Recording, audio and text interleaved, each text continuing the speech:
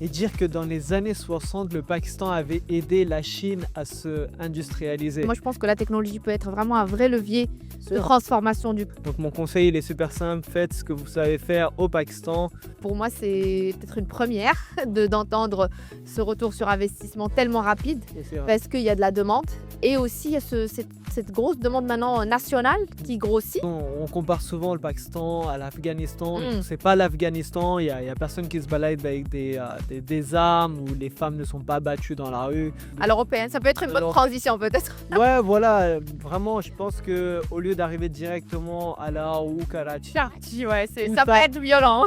ça grouille de partout. Si je prends l'exemple de Dubaï ou ce genre de choses, c'est vraiment superficiel, c'est pas naturel. Et boum, les prix ont explosé. Et en fait, c'est des villageois qui sont devenus millionnaires, milliardaires. Bah, tu peux venir au Pakistan et tu peux découvrir des endroits magnifiques. Salut à tous, j'espère que vous allez bien. Bah écoutez, bienvenue dans ce nouveau podcast. Aujourd'hui, on va discuter avec vous de questions qui reviennent souvent dans mes messages. Et après avoir passé 6 ans au Pakistan, j'ai pu développer une audience qui me suit par rapport au Pakistan, tout ce qui concerne le Pakistan. Et il y a souvent des questions qui reviennent de manière très, je veux dire, répétitive. Et je pense que c'est important qu'on puisse enregistrer ce contenu, ces vidéos, pour répondre directement dans ces vidéos aux questions qui reviennent souvent. Donc, bienvenue Sarah, encore une fois, on te retrouve dans ce podcast. Oui, on est là pour rester. Génial. Bah écoute, comment ça se passe déjà au Pakistan? Écoute, ça va très bien. Là, mon premier séjour, là, assez long du coup, est vraiment pour l'installation au niveau business, team building et tout ça se passe plutôt bien. Je suis surprise qu'il y a des très bons talents dans ce pays-là. Après, comme j'avais dit la dernière fois, c'est qu'il faut trouver la perle rare, surtout quand on sait très bien ce qu'on a envie de faire et qu'on a envie aussi de disrupter un marché qui est un peu traditionnel, je dirais, surtout le marché et le secteur du média. Donc, on est très excités avec Wasl de faire ce travail-là avec Mouib et de créer ce média positif qui promouvoit les opportunités et recadrer un narratif différent sur le business, sur la technologie et l'écosystème en général pakistanais. Génial, bah écoute, j'aimerais bien avoir ton avis aussi, j'aimerais que tu puisses donner, s'il y a des questions ou il y a des réponses que tu aimerais poser ou tu aimerais répondre, j'aimerais bien que tu puisses intervenir directement dans la vidéo. Donc on va commencer par la première partie, retour au Pakistan, donc par rapport à l'expérience de vie et les opportunités et les défis sur place. Donc j'ai un message qui est arrivé de Tayeb qui m'a demandé je viens à toi pour des conseils liés à l'investissement et les futurs marchés en développement au Pakistan. Bah écoutez, conseil en investissement, tout va dépendre de ce que vous voulez faire. Je le répète souvent, il faut faire ce que vous savez faire. Lorsque vous arrivez au Pakistan, il y a plein d'opportunités, il y a plein d'industries ou de secteurs où vous pouvez investir. Mais je pense que ce qui est super important, c'est déjà de comprendre quelles sont vos connaissances, quelle est votre expérience en France et quelles sont vos capacités. Donc, il faut déjà... En France ou ailleurs d'ailleurs. En fait, nous, on parle à tous les Pakistanais de la diaspora. Ça sera sous-titré en anglais, comme ça vous pourrez comprendre aussi ce qu'on dit. Exactement. Mais l'idée, c'est qu'en fait, on s'adresse à tous les Pakistanais ou le Pakistani enthousiastes. Ça peut même être d'autres gens, Bien sûr. comme moi, marocaine, qui s'installe au Pakistan pour faire du business. Donc oui, je suis totalement d'accord d'apporter son expertise. Ouais. Il y a pas à inventer la roue. Exactement. Donc, faire ce que vous savez faire. Venez sur place, essayez de passer au moins une semaine à peu près au Pakistan pour comprendre un peu comment ça se passe. Et ensuite, vous pourrez décider dans quel secteur vous voulez investir. Donc, mon conseil, il est super simple. Faites ce que vous savez faire au Pakistan et ne cherchez pas midi 14h. Et surtout, n'écoutez pas ce qu'on vous raconte ou les conseils des gens autour de vous. peut-être ils vous feront investir dans des secteurs où vous avez aucun intérêt d'investir et peut-être que, en fait, souvent les échecs sont dus à ce genre de choses lorsqu'on suit les conseils des autres et on ne suit pas son propre intuition et son propre désir en fait dans lequel on veut investir. Ouais, comme tu as dit là, le Pakistan, c'est vraiment un pays émergent où pour moi, il y a tout à faire, vraiment tout à faire. Il y a tout à inventer, tout à faire différemment, tout à faire mieux. Donc pour moi, vraiment, il y a de la place pour tout business, tout secteur confondu. Et j'imagine qu'avec une expérience internationale en Europe, aux États-Unis, ça peut vraiment apporter une très belle valeur à cet écosystème et vraiment supporter l'économie et les jeunes de ce pays-là, quoi. Ouais, exactement. Alors, deuxième message que j'ai, c'est Mujtaba qui m'a écrit: je pense à revenir au Pakistan. Devrais-je d'abord obtenir le passeport en France avant d'arriver? Souvent, il y a des questions administratives, vous savez, de choses enfin, qui sont demandées dans les messages. Alors, si je prends mon exemple, avant d'arriver au Pakistan, j'ai fait la demande du passeport pakistanais directement en France. Mais là, il parle de non, passeport pakistanais ou passeport français? Parce que moi, je suis pas sûre. Est-ce qu'il attend peut-être d'avoir son passeport européen avant de revenir au Pakistan? Non? Parce que ça aussi, c'est un challenge. ouais, c'est Pour vrai, les Maghrébins, ça peut être ça. il a pas Beaucoup de Maghrébins, ils vont aller en France et ils vont attendre les 5 ans, les 6 ans, les 7 ans pour avoir ce fameux passeport et après éventuellement revenir. Mais par contre, le retour parfois devient un peu plus compliqué parce qu'ils doivent se réintégrer dans leur propre pays. Exactement.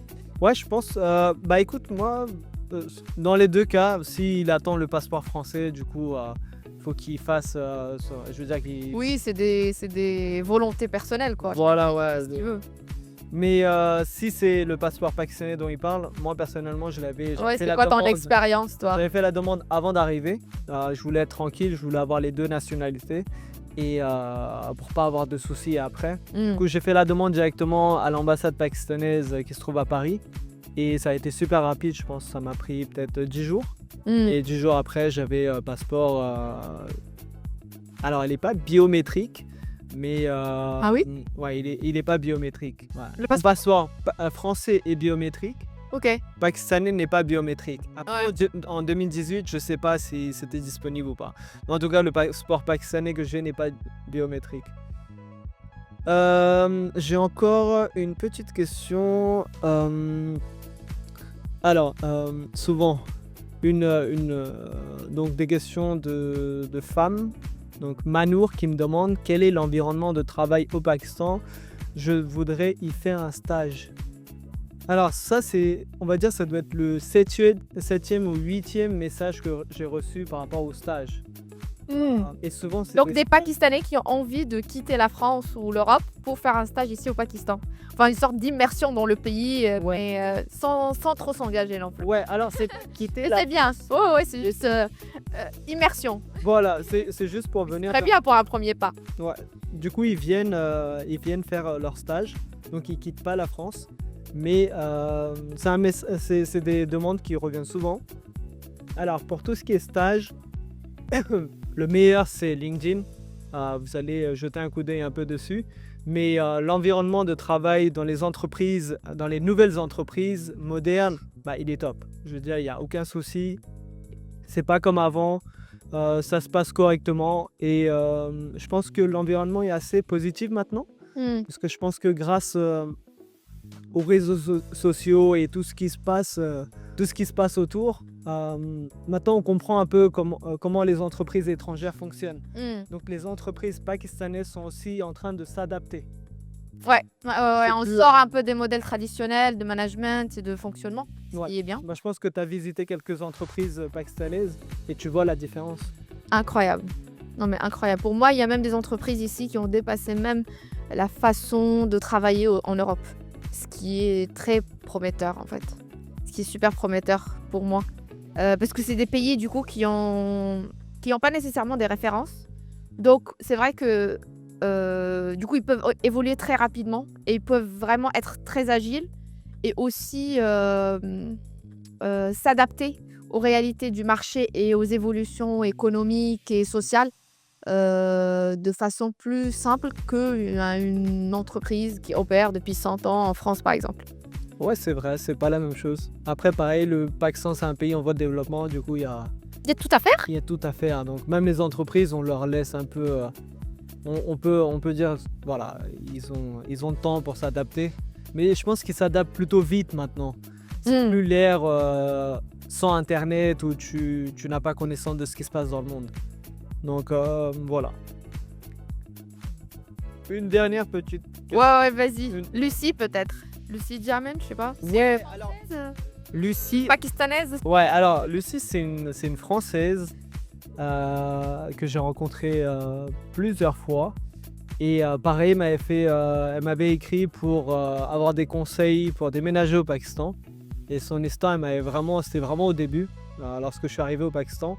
Donc c'était super sympathique de voir que les Français commencent à s'intéresser au Pakistan. Donc pareil, elle voulait déménager au Pakistan.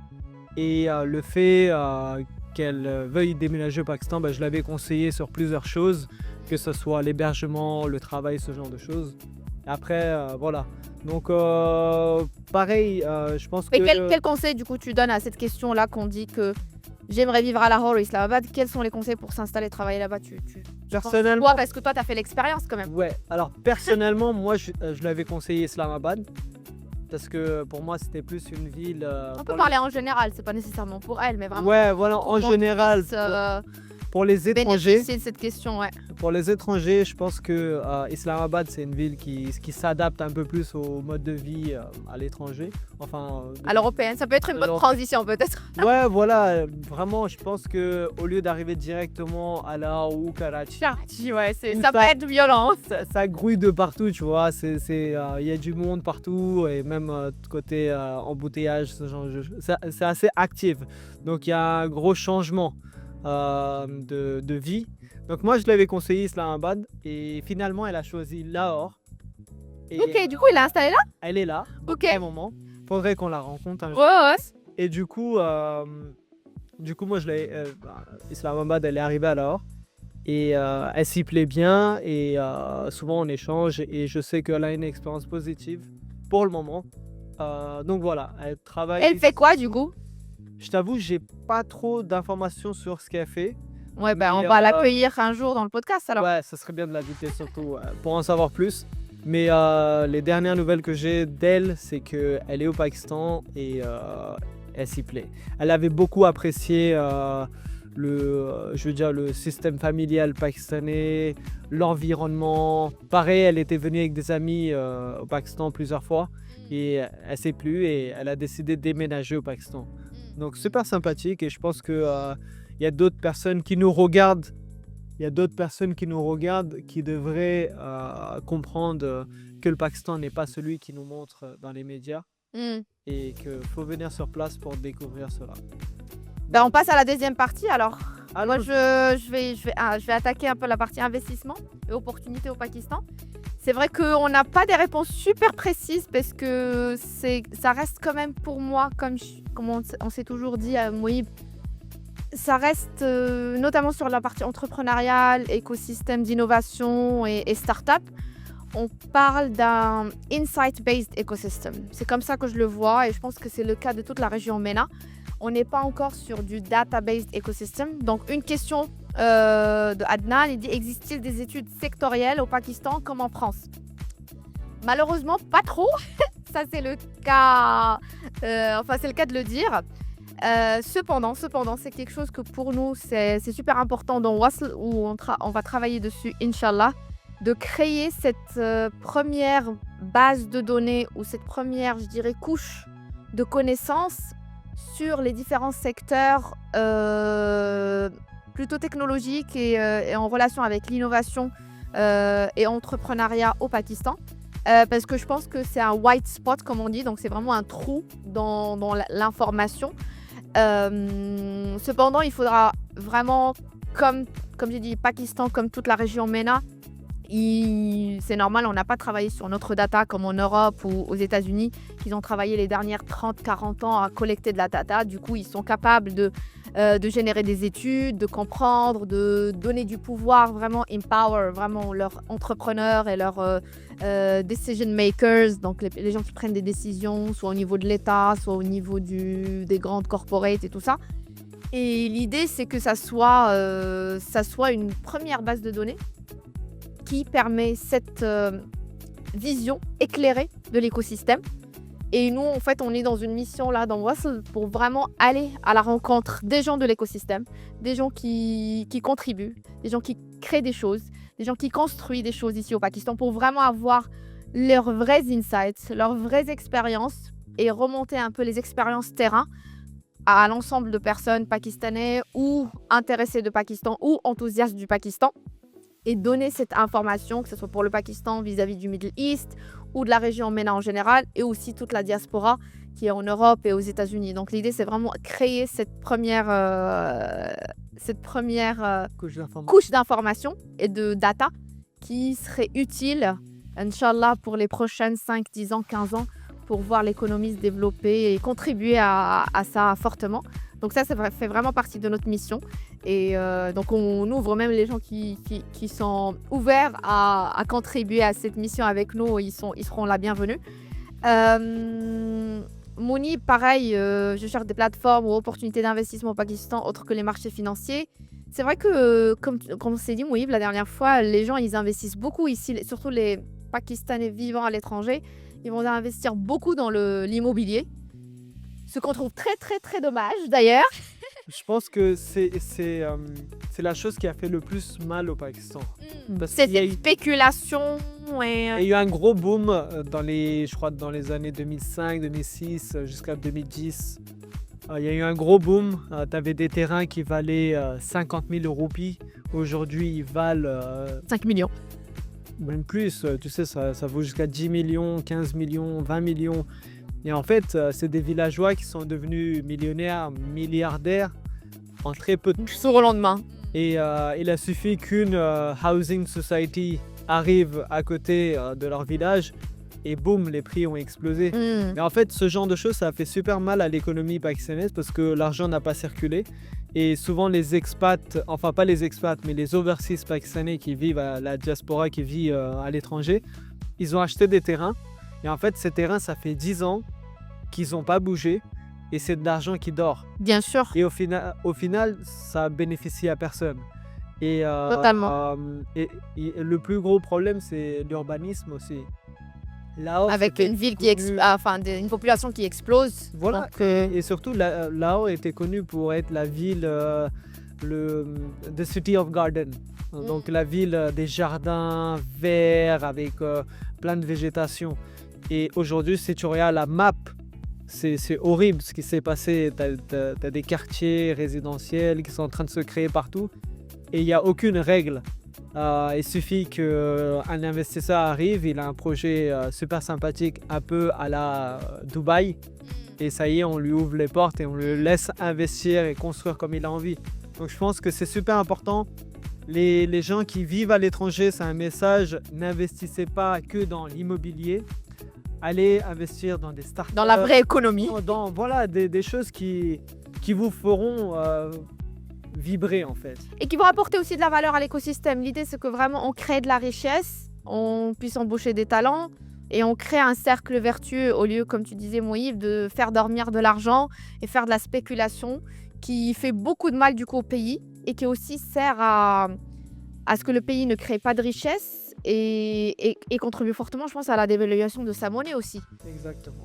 Donc Ça joue. un pays qui ne crée pas de la valeur, qui n'exporte pas autant qu'il importe, ben, en fait c'est normal que tout son argent va se dévaluer, ce qu'on a remarqué les 2-3 dernières années. Exactement, ouais. Donc l'idée c'est que on va essayer aussi pareil, nous ça fait partie de notre mission de partager ces opportunités d'investissement, d'ouvrir les yeux sur ce qui se passe dans l'écosystème entrepreneurial. Moi je pense que la technologie peut être vraiment un vrai levier de transformation du pays. C'est pas quelque chose de nouveau. Ça fait 10-15 ans que c'est vraiment la nouvelle économie dans le monde. Là maintenant avec l'arrivée de l'IA et d'autres domaines, on est sûr que la technologie est un vrai levier de développement et en fait les pays en voie de développement peuvent vraiment s'émanciper grâce à cette nouvelle révolution tech. On ne dépend pas uniquement maintenant de l'industrie ou de l'agriculture et l'idée c'est de pouvoir se diversifier, sachant que le Pakistan c'est un gros pays agricole aussi. C'est un gros pays industriel aussi, donc vraiment le next step c'est la technologie. Il y a déjà beaucoup de choses qui se passent, mais l'idée c'est de pouvoir un peu faire contribuer cette diaspora encore plus à l'écosystème et l'économie réelle. Et dire que dans les années 60, le Pakistan avait aidé la Chine à se industrialiser. Ils avaient formé les Chinois dans la création des industries qui existent aujourd'hui en Chine. Donc je pense que le Pakistan a plein de choses, peut faire la différence dans plein de domaines. Mais comme tu as dit, la technologie, je pense qu'aujourd'hui, elle est accessible à tout le monde. Et si tu l'utilises correctement, tu peux faire la différence même avec peu de moyens. Totalement. Parce que la technologie, c'est l'avantage que tu as. Il te faut très peu de moyens. Ça te demande du temps, ça te demande de l'organisation et beaucoup de ressources en termes humains. Mais voilà, tu peux y arriver et tu peux faire la différence et tu peux... Maintenant, avec l'IA, quand même, ça simplifie beaucoup. L'intelligence artificielle peut amener une idée à la réalité en quelques heures. Bien sûr. Et tu peux vraiment tester déjà ton marché et proposer des solutions tech qui peuvent vraiment apporter de la valeur à l'écosystème. Et du coup, on encourage tous les jeunes qui vont nous écouter de peut-être réfléchir et comme tu disais, venir ici voir les vrais problèmes et essayer de résoudre un vrai problème et apporter de la valeur à cet écosystème. Et pour moi, il n'y a aucune raison. On parle d'un marché de 250 millions d'habitants. Je pense qu'il y a de quoi faire. C'est vraiment, pour moi, c'est vraiment le nouveau États-Unis, si on peut dire ça, le Pakistan. C'est un peu le nouvel Eldorado, comme tu dis. Et surtout, 70% de la population qui a moins de 30 ans. Ouais. C'est énorme potentiel. Moi, ça fait partie des choses d'ailleurs qui m'ont vraiment encouragée de venir ici au lieu de créer du business dans la tech au Maroc parce qu'on reste un marché très petit. Mais ici, je pense qu'il y a vraiment de quoi faire. On est à 37 millions, donc tout le Maroc. Donc c'est limite Karachi étendu. Je vais revenir à une dernière question là que je trouve intéressante parce que le tourisme, parce que toi tu travailles sur le documentaire et tu es un peu lié à ça. Et en fait, on a Massiva qui disait j'ai des questions sur le tourisme pakistanais et comment y investir efficacement. Moi, je vais dire juste rapidement, après je te laisse Moïb, mais moi je pense que déjà le Pakistan c'est un pays vierge niveau tourisme. Et moi j'ai visité en 2021 la région de Gilgit-Baltistan qui est juste un paradis sur terre. Et qui est vraiment encore vierge. Je pense que depuis 2021 jusqu'à maintenant, ça a vachement évolué. Je suis pas encore repartie. J'aimerais bien repartir ce printemps-là, Inch'Allah, en 2025. Mais dis-moi un peu ce que tu vois, c'est quoi le potentiel, surtout que le Pakistan, il a une super position par rapport aux pays de Middle East. Pourquoi les gens de Middle East, ils vont aller aux Philippines, ils vont aller en Indonésie ou autre, alors que le Pakistan, il est juste à côté, il a 2-3 heures de vol et ils peuvent vraiment profiter d'une expérience incroyable, surtout dans les montagnes, dans les lacs, les plages. Je ne sais pas encore, Gouada, je ne connais pas trop, je ne suis pas allée encore, mais je sais qu'il y a vraiment des territoires, comment dire ça ? Inexplorés. Bah écoute Sarah, cette question elle est top parce que c'est vrai que le tourisme au Pakistan c'est quelque chose qui est inexploré et qui n'a pas été développé par l'État et même par les locaux en fait. Ils ont pas réfléchi, ils ont pas vu le potentiel. Et c'est parti à la trappe, entre parenthèses, à cause de la guerre d'Afghanistan. Du coup, les gens, ils ont ce micmac de dire l'Afghanistan, c'est le Pakistan c'est l'Afghanistan. C'est pas safe, c'est pas sécurisé, on sait pas où on va aller. Surtout les montagnes, c'est vraiment en frontière avec l'Afghanistan. Donc il faudra peut-être clarifier aussi un peu ça d'un point de vue sécurité et aussi pour les gens qu'ils s'encouragent, ils prennent leur valise et peut-être qu'ils viennent découvrir comme tu dis. T'as totalement raison, on compare souvent le Pakistan à l'Afghanistan, c'est pas l'Afghanistan, il y a personne qui se balade avec des armes où les femmes ne sont pas battues dans la rue. Donc il faut arrêter avec toute cette narration, toute cette histoire et toute cette façon de penser par rapport au Pakistan. Alors si on revient par rapport au tourisme, je pense que les locaux, et c'est un peu de notre faute aussi, la diaspora, on ne s'est pas intéressé à ce domaine, on n'a pas réfléchi dans ce sens-là. Les locaux auraient pu en fait partager plus d'informations dès que les réseaux sociaux sont arrivés. Et je pense qu'aujourd'hui, ils ont compris, la jeunesse a compris. Et c'est pour ça qu'aujourd'hui, l'image du Pakistan est en train de changer parce que tu as plein de vlogueurs, tu as plein d'influenceurs qui créent du contenu. Et ça a aidé énormément dans la découverte du Pakistan via les réseaux sociaux. Il y a même des choses que je vois, ils ont l'air limite irréels, vraiment. T'as vu? Au Cachemire et tout ça, ça a l'air vraiment incroyable. Donc t'as jamais été? J'ai pas été, mais T'es j'ai rêvé. ébloui, ouais. T'es ébloui par les images et surtout la qualité des vidéos maintenant. Et en termes du coup d'investissement, qu'est-ce que tu en penses? Comment les gens peuvent peut-être investir Alors, intelligemment dans ce domaine-là, tu penses? Déjà, je vois qu'il y a beaucoup d'hôtels, il y a beaucoup de services maintenant qui se développent. Services de, je sais pas, de tours, de voyages organisés, des choses comme ça. Comment tu vois, toi, selon ton expérience, quand tu as fait le documentaire et tu as rencontré peut-être des gens et des acteurs dans ce secteur-là? Alors, le documentaire il m'a permis de voyager énormément. Je suis allé au nord du Pakistan, je suis allé jusqu'à Passou, je suis allé au sud du Pakistan jusqu'à Gwadar. Ouais. J'ai roulé J'ai pas jusqu'à encore fait ce Karachi. côté-là, ouais. C'est vraiment quelque chose à faire. Donc j'ai roulé jusqu'à Karachi. Ensuite, j'ai pris la voiture, j'ai roulé jusqu'à Gwadar, donc 9 heures de route de Karachi à Gwadar. C'est magnifique parce que t'as un moment où tu roules et t'as la mer bleue turquoise sur le côté gauche. Et en face de toi, t'as les montagnes de la vallée de Makran National. Tout ce qui est... c'est une réserve et du coup, c'est juste magnifique. On dirait le Grand Canyon qui se situe au Baloutchistan. Et si on parle de l'investissement, bah, super simple. On peut toujours investir dans des hôtels ou prendre des immeubles. Je veux dire, tu peux construire des bâtiments directement.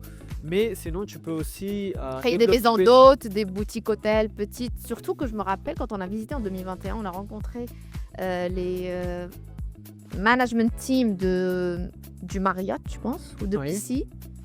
Et ils nous parlaient d'un retour sur investissement en 6-7 ans.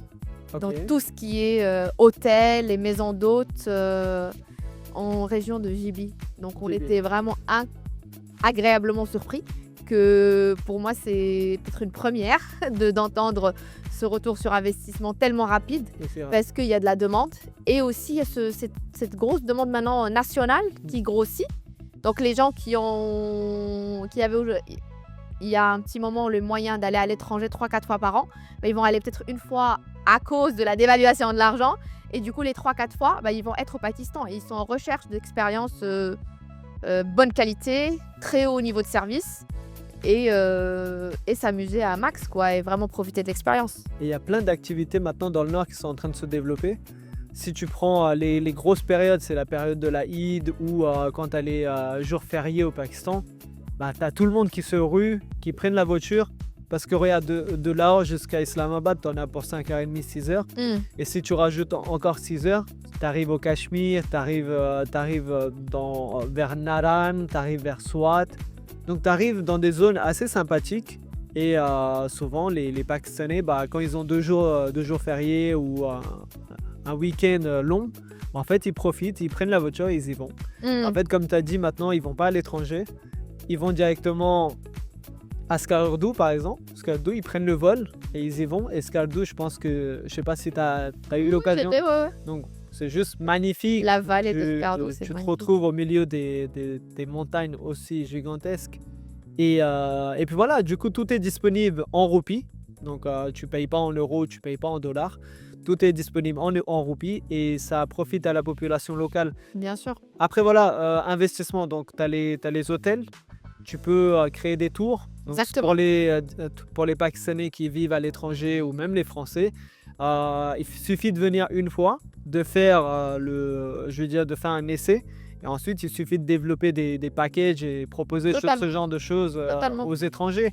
Et je pense que pour un budget de, je crois, on va dire 500, 600, 700 euros, tu peux avoir un bon package et tu peux avoir semaine de... une bonne semaine et surtout une belle expérience, tu vois, à prix vraiment imbattable que tu n'auras nulle part et avec vraiment la nature.